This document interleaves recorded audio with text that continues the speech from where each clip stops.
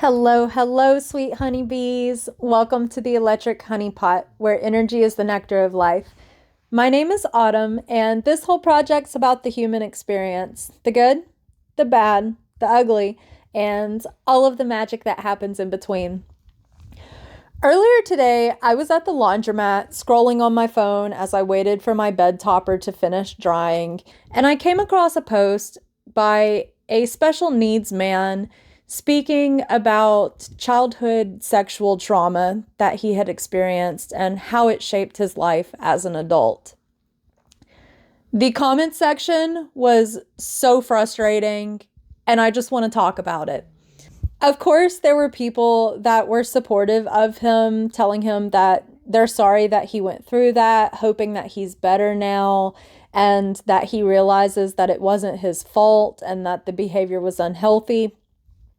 There were also people like myself expressing that we could relate and sticking up for him in regards to some of the more negative comments. But the negative comments, oh my gosh. There were multiple comments that were extremely concerning, that gave off abusive vibes and enabler vibes. Comments talking about how certain things shouldn't be posted on the internet. Other comments telling him that he should delete it.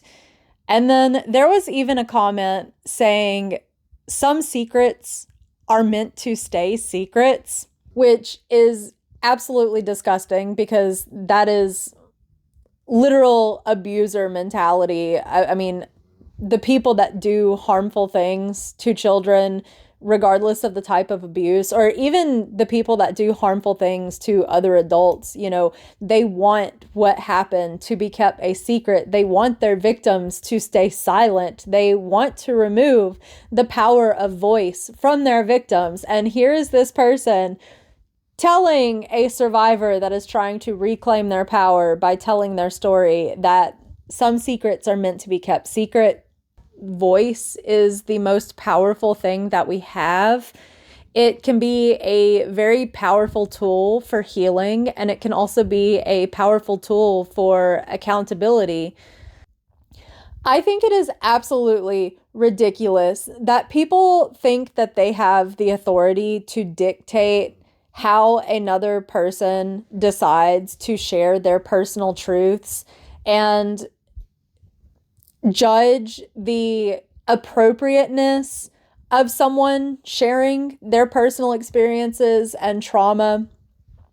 That is his story to tell, no one else's, and no one has the right to tell him that he cannot tell it. These people don't want survivors speaking about their experiences because it makes them feel uncomfortable. I think it is absolutely ridiculous that people truly think that anyone else's existence is about their comfort zone. I don't exist to fit into your comfort zone, and neither does that man. No one fits to exist into your comfort zone, and if it is something that makes you uncomfortable, you should just distance yourself from it, or you should ask yourself why it makes you feel uncomfortable. These things are happening within our society, whether you want to take a look at it or not. This is the ugly truth of the reality that we are living in. Truth is not always pretty, sunshine and rainbows. Some truths are extremely harsh and painful. When you start becoming more authentic along your healing journey and you start to take off all of these masks that you have put on in order to make people like you and to feel more comfortable and to fit in with society, you start to realize that you quickly become the villain in a lot of people's stories. I am no longer people pleasing or making myself small to fit the comfort zones of other people.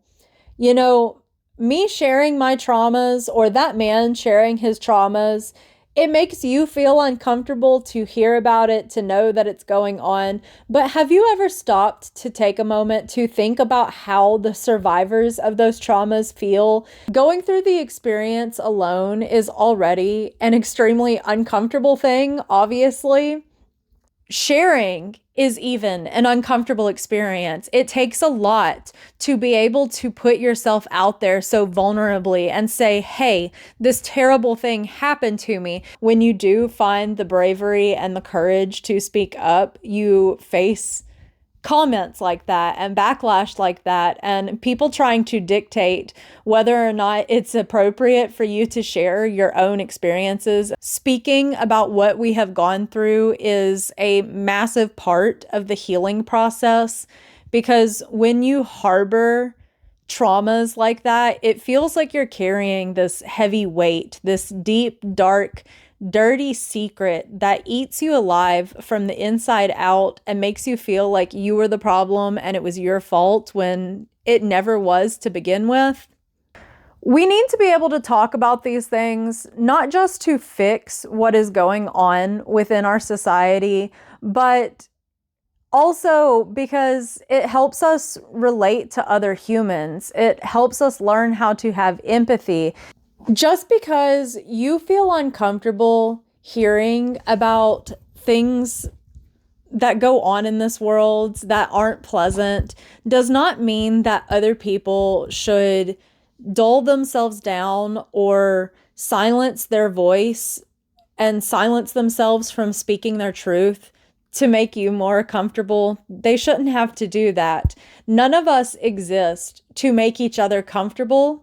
We have to push each other's comfort zones in order to grow and to evolve, because you do not grow by staying comfortable. We do not learn to fix anything or to advance by sticking with what is comfortable. Just because you don't want to hear about it happening does not mean that it's not happening, because I'll tell you, it is a lot more commonplace than you would believe. We just think it's not because people have been silent for so long and it's been normalized within our society for so long. We would rather hide it away, sweep it under the rug, and pretend like it doesn't exist, when that just allows the problem to fester. It grows. It becomes an even bigger problem because we are not addressing the issue. How do you heal something if it's kept in the dark? You don't. The shadow just grows. You have to shine light upon it. When it comes to something like sharing trauma, being able to speak about what has happened, for me personally, has been extremely healing and beneficial. You know, the more I talk about it, the more it gets out of me, and I'm no longer like harboring in all of this pain and suffering and carrying it, because I'm releasing it with my voice. And on top of that, when I speak about things, especially when I have conversations with people in person, I tend to find others that can relate to my personal experiences, and they tell me how it helps them with their own healing journey, knowing how I am able to talk about it as if there's nothing wrong with talking about it, because talking about it is how we learn how to heal and fix these things. I have been told that I'm a negative person because I am willing to have these difficult conversations, which is some toxic positivity bullshit. You know, we all may be light beings at heart, but the light casts a shadow, doesn't it? We live in a dualistic world here in the 3D on Earth, and there is light and there is darkness, and it exists within all of us. There's supposed to be checks and balances, and we all play a role in balancing the light and the dark here on this planet. And how can we do that if we're not willing to acknowledge the darkness, and all we want to do is love and light, happiness and rainbows all the time, when we all know that the human experience is so much more than that? You can't have the good without the bad. You can't have the light without the dark. You can't have the sunshine without the rain, you know? You have to learn to love and embrace both.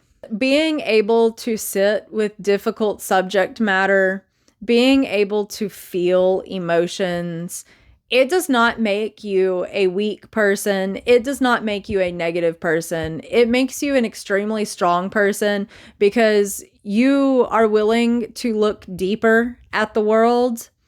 Learning how to speak your truth, regardless of what anyone has to say about it, is so important because going through something like trauma can be a very isolating experience. Even if you have a support system you can talk to, your support system may not understand what you're going through because maybe they haven't gone through that exact same experience or anything similar.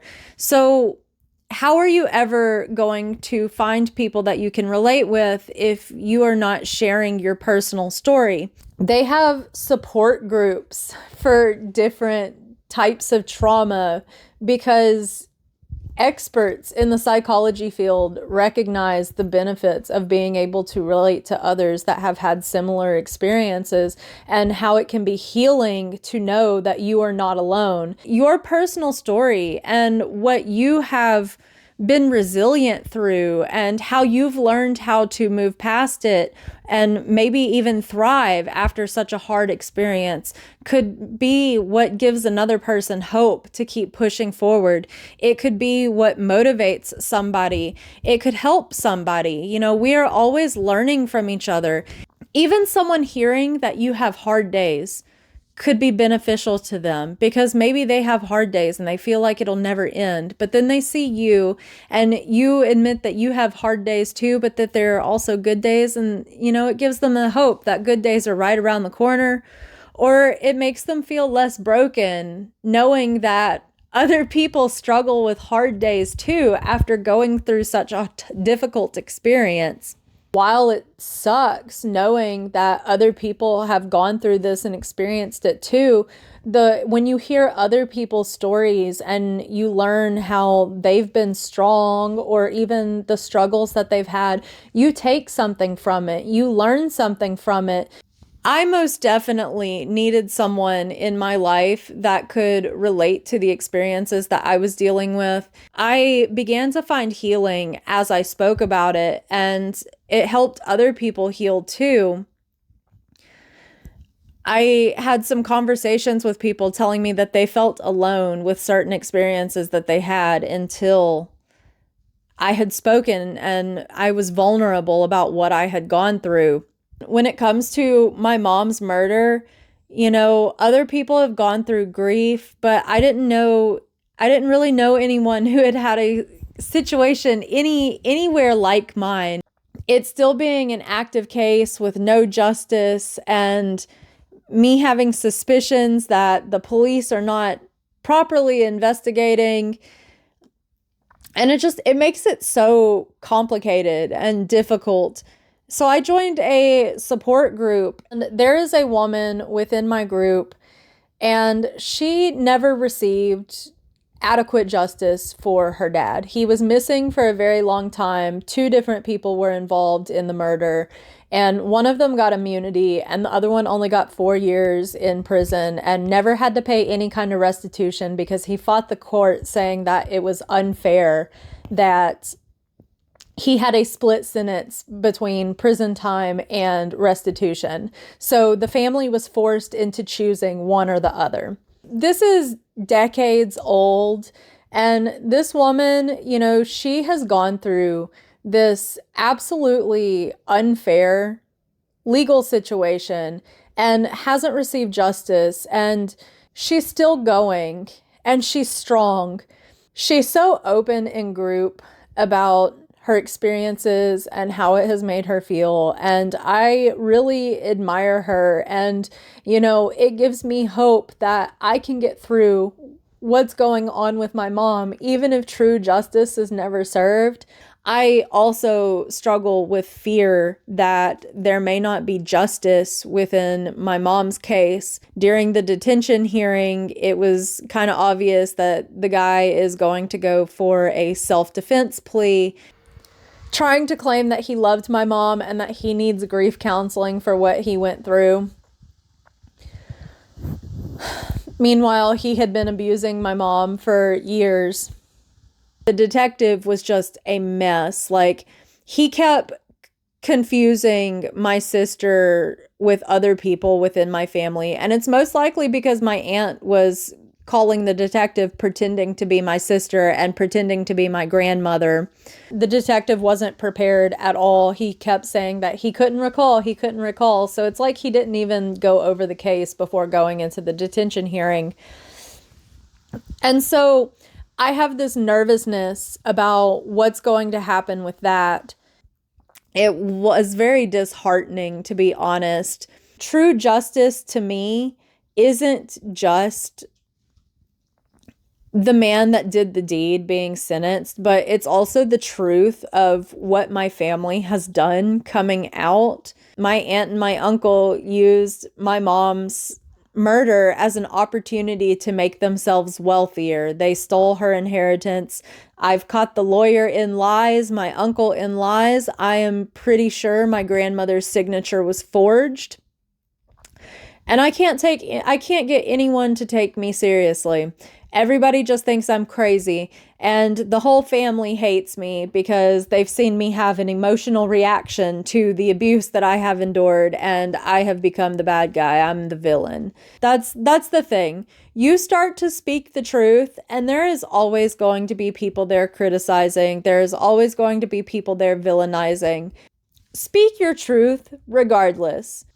I have a right to be angry and hurt and sad about this experience that I am going through, about the abuse of my family. I don't care anymore if people think I'm negative because I'm fighting for justice, because I'm trying to get my mom's story out there. I don't care anymore if my family wants to believe all of the lies about me and hate me for no reason because I want justice for my mom, and I'm tired of wearing this mask and acting like our family is some perfect Christian family when our family has been sick my entire life. If I want to talk about something, I'm going to talk about something. If I have a problem with something, I'm going to talk about it. I am learning to have boundaries for myself. I am learning how to be authentic and not repress my emotions to a point where I turn them inward on myself and I hurt myself in the process. I am no longer letting people just walk all over me and acting like it's all okay.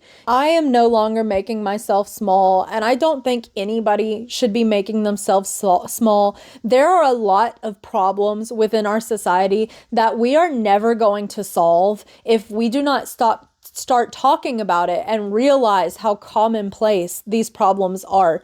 Child abuse, super common. Child sexual abuse, super common. Narcissistic abuse, super common. Domestic violence, super common. It is absolutely everywhere. And it is time we start acknowledging it. That way we can fix it and we can help our society heal and get better. Because as it is right now, it is just spiraling deep down into hatred. And everybody's just so divided and against each other. And it is a result of trauma and brainwashing. And our government doesn't want to do anything about it because they make money off of us being sick.